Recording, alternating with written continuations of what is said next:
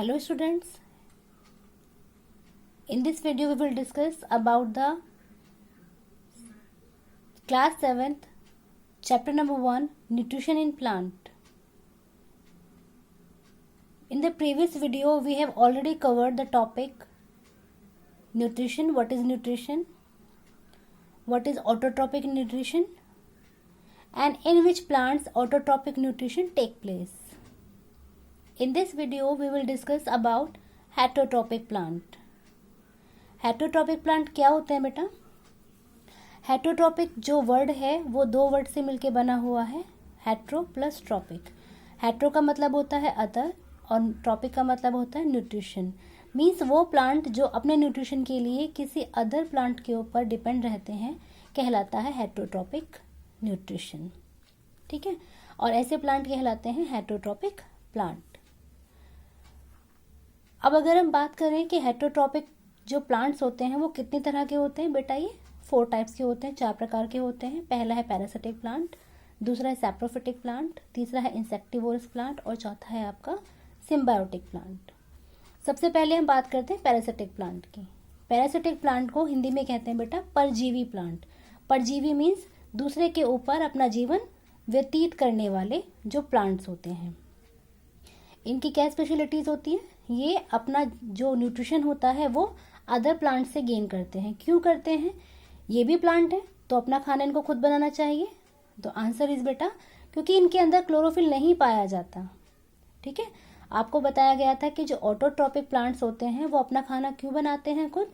क्योंकि उनके अंदर क्लोरोफिल पाया जाता है जिसकी वजह से उनकी ग्रीन लीफ होती हैं एंड उसमें पिगमेंट होता है क्लोरोप्लास्ट जो आपके सनलाइट को ट्रैप करता है जिसकी वजह से प्रोसेस जो होती है फोटोसिंथेसिस की वो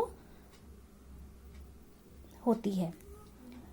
अब क्योंकि इनमें क्लोरोफिल नहीं पाया जाता तो इनकी जो लीफ होती है और जो स्टेम होती है वो ग्रीन कलर की ना होके येलो कलर की होती है. ये जो पैरासिटिक प्लांट्स होते हैं बेटा ये क्लाइंबर होते हैं. ठीक है, ये they are climber in nature. तो ये जो दूसरा प्लांट होता है उसकी पूरी की पूरी बॉडी को कवर अप कर लेते हैं. ठीक है, you can see in the picture also. ये एक प्लांट है बेटा एंड ये पैरासिटिक प्लांट है. इसने पूरी की पूरी बॉडी को प्लांट की कवर अप कर लिया है. ठीक है, तो ये जो प्लांट कवर कर रहा है ये प्लांट कहलाता है आपका पैरासाइट प्लांट और जिस प्लांट को ये कवर कर रहा है ये कहलाता है आपका होस्ट प्लांट. ठीक है, इस रिलेशनशिप में एक को बेनिफिट होता है और दूसरे को लॉस होता है. बेनिफिट पैरासाइट को होता है और जो लॉस होता है वो होस्ट प्लांट को होता है. पैरासाइट प्लांट को बेनिफिट होता है कि जो होस्ट प्लांट का प्रिपेयर फूड होता है, न्यूट्रिशन होता है वो उसे बिना कुछ करे ही मिल जाता है और होस्ट प्लांट को जो न्यूट्रिशन होता है वो उसका कम हो जाता है. अब ये जो पैरासाइट प्लांट है वो होस्ट प्लांट से न्यूट्रिशन कैसे गेन करते हैं? तो बेटा पैरासाइट प्लांट में एक स्पेशल रूट्स लाइक स्ट्रक्चर निकल के आता है जो इन होस्ट प्लांट की टिश्यूज में, सेल टिश्यू जो होती है उनमें पेनिट्रेट हो जाता है, मींस एंटर कर जाता है और वहीं से वो उसके न्यूट्रिशन को एब्जॉर्ब करता है. ठीक है, अब अगर इसके एग्जाम्पल की बात करें तो इसका एग्जाम्पल आप लोगों ने बहुत सुना है अमरबेल के नाम से. इसका साइंटिफिक नेम है कस्क्यूटा. ठीक है बेटा. Now the second one is saprophytic plant. Saprophytic plants क्या होते हैं? वो प्लांट जो डेड एंड डिकेइंग मैटर पे डिपेंड करते हैं अपने न्यूट्रिशन के लिए. ठीक है, आप लोगों ने बारिश के समय में देखा होगा बेटा एक white like umbrella like structures अपने आप ग्रोन अप हो जाता है जिसे मशरूम भी कहते हैं, मशरूम भी होता है ना. ठीक है, उस तरह के जो प्लांट होते हैं वो सैप्रोफिटिक प्लांट्स होते हैं.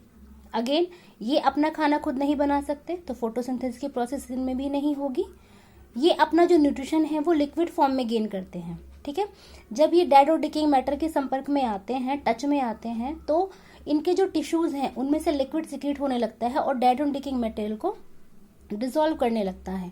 तो डेड और डिकिंग मटेरियल्स में जो न्यूट्रिएटिव वैल्यूज होती हैं वो लिक्विड फॉर्म में इन प्लांट्स के द्वारा एब्जॉर्ब कर ली जाती हैं. अब क्योंकि ये प्लांट्स ग्रीन कलर के नहीं होते हैं तो इनको हम सैप्रोफिटिक प्लांट या नॉन ग्रीन प्लांट भी कहते हैं. ठीक है, इसका एग्जाम्पल है आपका मशरूम और बैक्टीरिया. नेक्स्ट प्लांट है बेटा आपका सिम्बायोटिक प्लांट. सिम्बायोटिक का मतलब होता है कि सहजीवन, एक साथ जीवन व्यतीत करने वाले प्लांट. ठीक है, इस रिलेशन में क्या होता है कि जो दो प्लांट होते हैं उन दोनों को ही म्यूचुअली बेनिफिट होता है। कैसे? एक फूड प्रोवाइड करता है एक प्लांट को, दूसरे प्लांट को शेल्टर प्रोवाइड करता है। ठीक है, इस तरह का जो रिलेशनशिप होता है वो कहलाता है आपका सिम्बायोसिस। ठीक है, अब अगर हम इसको एक एग्जाम्पल के थ्रू देखना चाहें तो इसका बहुत ही एक वेल नोन एग्जाम्पल है लेग्यूम्स प्लांट जो होते हैं उनकी रूट में बैक्टीरिया रहता है बेटा, जिसे हम कहते हैं राइजोबियम बैक्टीरिया। ये राइजोबियम बैक्टीरिया क्या करता है, ये एटमॉस्फेरिक नाइट्रोजन को रूट्स में फिक्स करता है, जिसकी वजह से जो प्लांट है वो न्यूट्रिशन जो नाइट्रोजन होती है, नाइट्रोजन गैस को इनटेक कर लेता है। एंड जो प्लांट है वो प्लांट राइजोबियम को क्या प्रोवाइड करता है, ये प्लांट राइजोबियम बैक्टीरिया को फूड प्रोवाइड करता है। ठीक है, तो इस तरह से जो प्लांट है उसको नाइट्रोजन मिल जाती है और जो आपका बैक्टीरिया है उसको फूड मिलता है, जिससे उसकी लाइफ इजीली परफॉर्म होती है। ठीक है, तो जो सिम्बायोटिक रिलेशनशिप होता है उसमें दोनों ही प्लांट और आपका बैक्टीरिया, ठीक है, दोनों को ही म्यूचुअली बेनिफिट हो रहा है, मीन्स बराबर का बेनिफिट हो रहा है। ठीक है, तो this is the example of symbiotic relationship.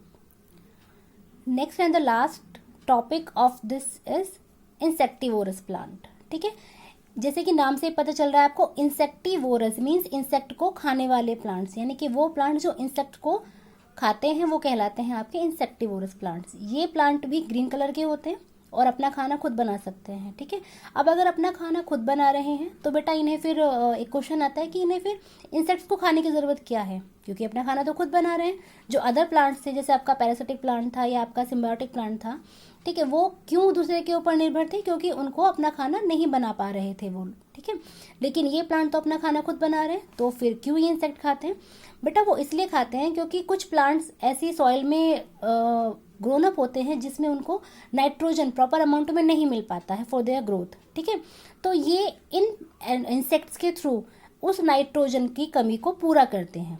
ठीक है, ये जो आपके इंसेक्ट्स होते हैं, इन इंसेक्ट्स को खाते हैं और उनसे वो नाइट्रोजनस कंपाउंड जो होता है वो गेन कर लेते हैं बिना नाइट्रोजन को मैन्युफैक्चर किए। इसका एग्जाम्पल देखें तो एग्जाम्पल है आपका Venus flytrap, sundew, pitcher plant. ठीक है, ये इंसेक्टिवोरस प्लांट के कुछ एग्जाम्पल्स हैं।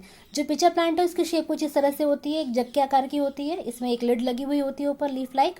ठीक है, ये जो इसका सरफेस है, ये सरफेस बहुत ही ज़्यादा स्टिकी होता है, जैसे इसके ऊपर इंसेक्ट एंटर करता है वो इसके ऊपर चिपक जाता है और इनसाइड इसके एंटर कर जाता है। एक बार इंसेक्ट एंटर करने के बाद वापस बाहर नहीं आ सकता है, क्योंकि इसके अंदर भी जो म्यूकस जैसा चिपचिपा पदार्थ होता है वो भरा हुआ होता है। जैसे इंसेक्ट एंटर करता है ये लीफ अपने आप से क्लोज हो जाती है। ठीक है, और जो इसके अंदर डाइजेस्टिव जूसेस होते हैं वो इमीडिएटली एक्टिव हो जाते हैं और इंसेक्ट को डिसॉल्व करने लगते हैं, जिससे इस प्लांट के अंदर जो इंसेक्ट है वो उसकी डेथ हो जाती है और जो नाइट्रोजनस कंपाउंड है वो प्लांट के द्वारा गेन कर लिया।